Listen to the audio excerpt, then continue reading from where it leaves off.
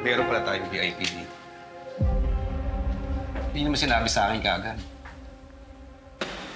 Ano po bang kaso ko? May mga kumakalat kasi ng mga nagre-reklamo laban sa'yo na nagpapakalat ng expose laban kay Governor Uy. At pag napatunayang totoo,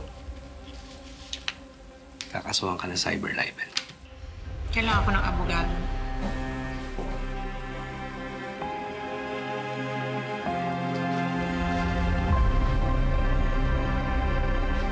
Nag-uusap lang tayo. Hindi mo kailangan ng abogado. At unless guilty ka. Kung wala akong kaso, gusto ko nang umalis.